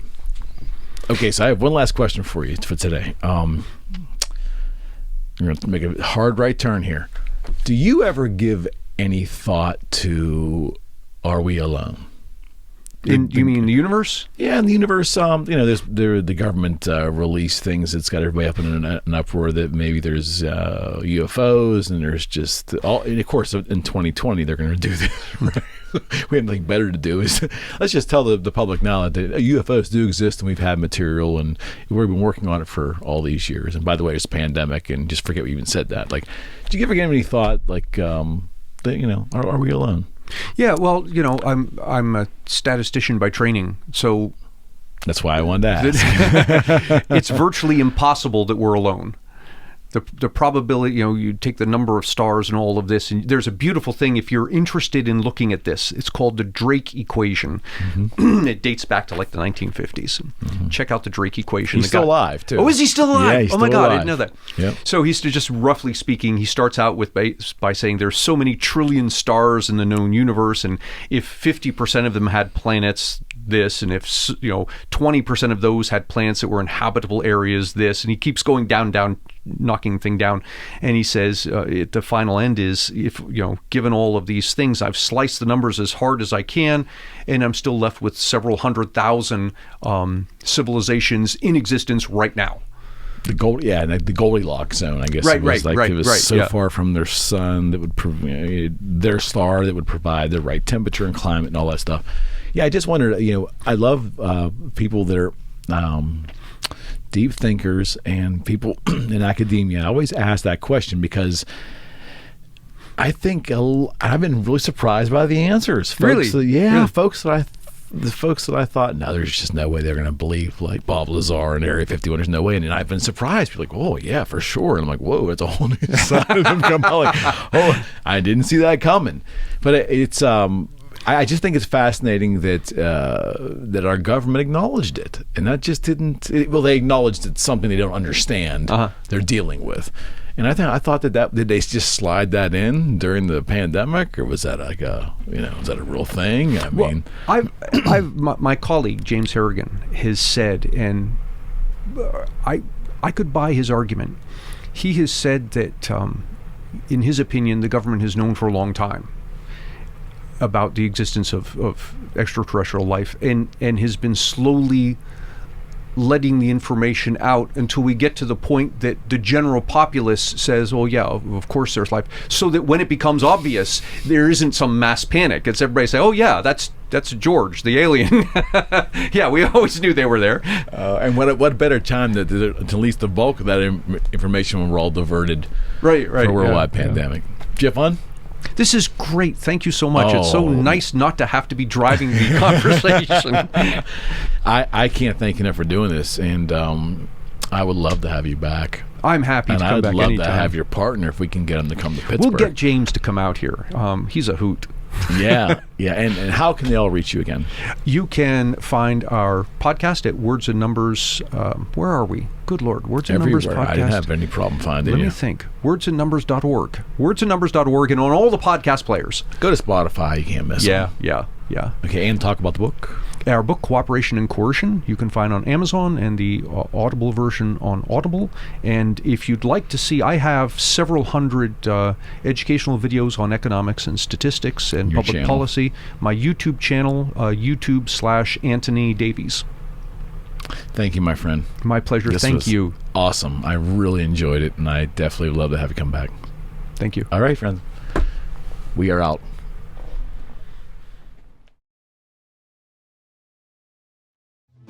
Hello, you're listening to the Eric McKenna Project.